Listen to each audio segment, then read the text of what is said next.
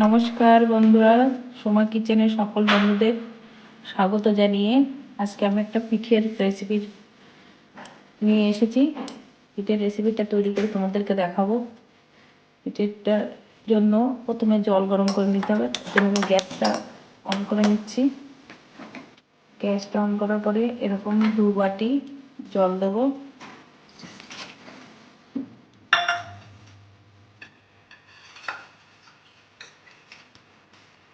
এরকম 2 বাটি জল দেবো।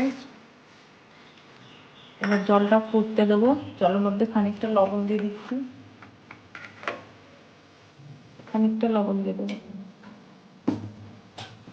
জলটা ভালো করে গরম হয়ে ফুটতে লাগবে।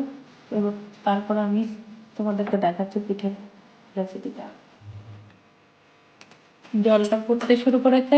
এবার আমি এর মধ্যে চালের গুঁড়ি নেবো। এরকম 1 বাটি নিয়ে দেখছি কতটা হতে লাগে। এটাকে আস্তে আস্তে এরকম করে নাড়াতে থাকতে হবে, তা না হলে ভালো হবে না। আরেকটু ময়দা দিতে হবে। আরেকটু ময়দা লাগবে আমার, যেহেতু 2 কাপ জল নিয়েছিলাম তার মধ্যে 1 কাপ চালের গুঁড়ি দিলে একটু কম করে দিলে আবার দিয়ে দিতে পারবে। দেখবে ময়দাটা কেমন হয়ে গেছে। তোমরা সবাই এটাকে এরকম করে নাড়াতে থাকতে হবে। এক জায়গায় এসে যাবে যখন, তখন এটাকে জালটা বন্ধ করে দিতে হবে, কারণ নাড়িয়ে দিতে হবে। চলো দেখতে থাকো বন্ধুরা, তোমরা সঙ্গে থাকো আমার এই পিঠেটার রেসিপি। তোমরা দেখো, দেখে ভালো লাগবে নিশ্চয়ই। এটাকে কিছুক্ষণ এরকম ঢাকা দিয়ে রাখতে হবে, তাহলে সুন্দর আটা মাখাটা হবে। দেখো আমি আটাটা মাখিয়ে তোমাদেরকে দেখাচ্ছি। দেখো আটাটা এত সুন্দর নরম তুলতুলে করতে হয়, এত সফট। এবার আমি তোমাদেরকে টুসি পিঠেটা বানিয়ে দেখাচ্ছি, কেমন করে টুসি পিঠে বানাতে হয় দেখায়। চলো দেখতে থাকো। দেখো বন্ধুরা, ভাইরাল হয়েছে অনেক এইটার মধ্যে নাকি এরকম লম্বা লম্বা টুসি পিঠে বানানো যায়। তা আজ আমি তোমাদেরকে দেখিয়ে দিচ্ছি কেমন করে এরকম লম্বা লম্বা টুসি পিঠে হয় এটার মধ্যে। দেখো আদৌ কি হয় নাকি, অনেক ইউটিউবার আছে দেখাচ্ছে তোমাদেরকে সবাইকে যে এটার মাধ্যমে এরকম লম্বা লম্বা টুসি পিঠে বানানো যায়। সত্যি কি বানানো যায়? তোমরা আজকে আমার এই ভিডিও দেখবে, দেখে জানতে পারবে যে সত্যি হয় কিনা। চলো দেখো। এটাকে প্রথমে আমি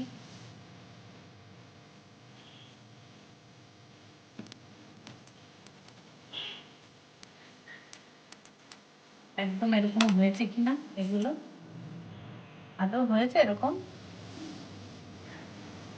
আমাদেরকে সব বোকা বানাচ্ছে কেমন করে যে এই ওইটা দিয়ে এরকম সুন্দর চুষি পিঠে হয়।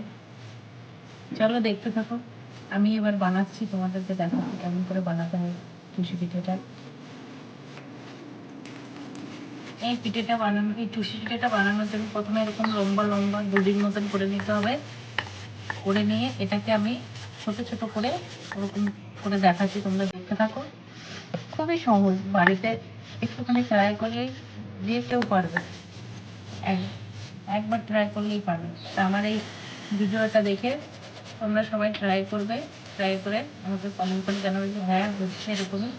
দেখো আমি বানিয়ে দেখাচ্ছি তোমাদেরকে কেমন করে বানাতে হয় এটাকে। এটাও রুটির বেলনার উপরে যত ছোট করে কাটবে তত সুন্দর হবে। আর সব থেকে বড় কথা, এই দড়িটা যত সরু করবে তত সুন্দর সুন্দর সরু সরু পিঠে হবে।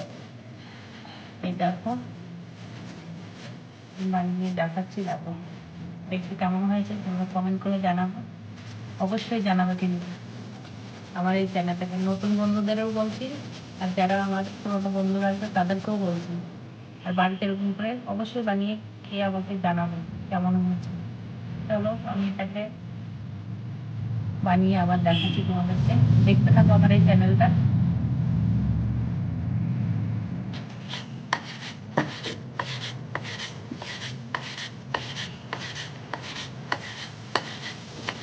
কত সুন্দর হয়েছে দেখো বন্ধুরা, এত সুন্দর। তোমরাও একটু চেষ্টা করলে বাড়িতে করতে পারবে। বাড়িতে অবশ্যই চেষ্টা করবে। দেখো আমার কতগুলো হয়েছে। এবার এটা আমি দুধের মধ্যে দিয়ে রান্না করে তোমাদেরকে দেখাচ্ছি। চলো দেখতে থাকো, আমার সঙ্গে থাকো বন্ধু। এইবার আমি টুসি পিঠেটা করবো। তার জন্য প্রথমে চিনির একটা গ্রাইন্ড করে নেবো। সেইটাকে দুধ দিয়ে আমি একটা কালার বানাবো। দেখো একদম মনে হবে যে নলেন গুড়। তার জন্য দেখতে হবে। আমি এবার চিনিটার মধ্যে ঢেলে দিচ্ছি কড়াইয়ের মধ্যে। চিনিটাকে গলতে দেবো। দেখি চিনিটা গলুক, তারপর তোমাদের দেখাচ্ছি। দেখো আর আমি বাজার থেকে দেখো নলেন গুড়, নতুন নলেন গুড় কিনে এনেছি। এটাও দেবো গার্নিশের সময় একটুখানি সেন্ট হওয়ার জন্য। দেখো কি সুন্দর লাগছে না দেখতে, মনে হচ্ছে সর্ষের তেল। দেখো তোমরা দেখতে থাকো। দেখো চিনিটা গলা শুরু হয়ে গেছে। দেখো ক্যারামেলটা রেডি হয়ে গেছে। এইবার এটাকে আমি কালার আসা পর্যন্ত জ্বালাতে থাকবো।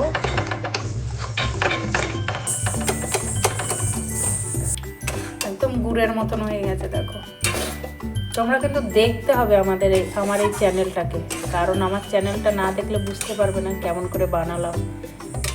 আর ইউটিউবে অনেক দিদিভাইরা দেখাচ্ছে যে গেটার দিয়ে চুষি পিঠে বানানো যায়, সেটা দেখানোর জন্যই আমি এই চুষি পিঠেটার রেসিপি আজকে নিয়ে এসেছি তোমাদের সামনে। কিন্তু তোমরা সবাই দেখবে, স্কিপ করবে না কেউ, যে আদৌ কি ওই গেটারে হয় কখনো চুষি পিঠে। এবার আমি দুধটা ঢেলে দিচ্ছি। আস্তে আস্তে দিতে হবে, তা না হলে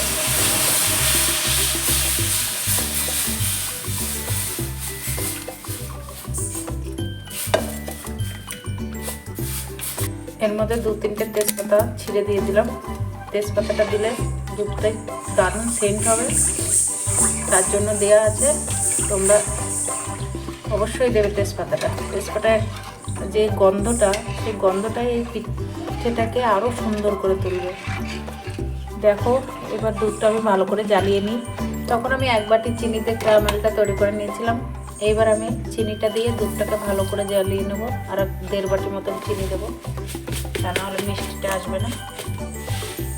দেখো চিনিটা দিয়ে ভালো করে দুধটাকে ফুটিয়ে নেবো।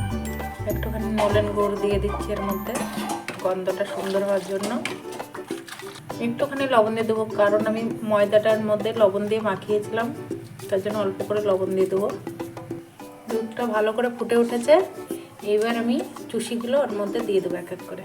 দেখো চুষি দিতে হবে, নাড়াতে হবে, তা না হলে নিচে লেগে যাবে। চুষিটা দেখো,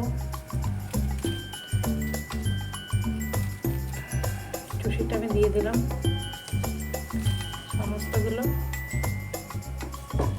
এবার আমি নাড়াচাড়া করবো কিছুক্ষণ, এটা ফুটে আসা পর্যন্ত অপেক্ষা করব। ততক্ষণ তোমরা সঙ্গে থাকো, আমার দেখতে থাকো। গুঁড়ো দুধ গুলিয়ে রেখেছিলাম, সেটাকে দিয়ে দিচ্ছি। আর নলেন গুড়টা আর একটু দিয়ে দেবো আমি। তারপর নামিয়ে দেখাচ্ছি তোমার। হয়েই গেছে আমার নিয়ে, রেডি হয়ে গেছে। একটুখানি এলাচ পাউডার ছিটিয়ে দিয়ে নামিয়ে নেব। তোমরা বাড়িতে ট্রাই করবে, আমার চ্যানেলটাকে সাবস্ক্রাইব করবে, লাইক করবে, কমেন্ট করবে। ভালো লাগলে অবশ্যই কমেন্ট করে জানাবে কেমন হয়েছে। থ্যাংক ইউ বন্ধুরা। আমি নামিয়ে নিচ্ছি, দেখো কেমন হয়েছে। এটা এরকম ঝোলঝোল নামাতে হবে, কিন্তু কিছুক্ষণ পরে পুরো গাঢ় হয়ে যাবে। দেখো নামিয়ে নিই পুরোটা, তাহলে বুঝতে পারবো। একটু ঝোল মনে হচ্ছে ঝোল হয়ে গেছে, কিন্তু পরে এটা গাঢ় হয়ে যাবে, একদম গাঢ় হয়ে যাবে।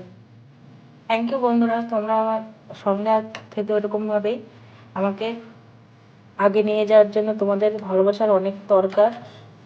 Thank you.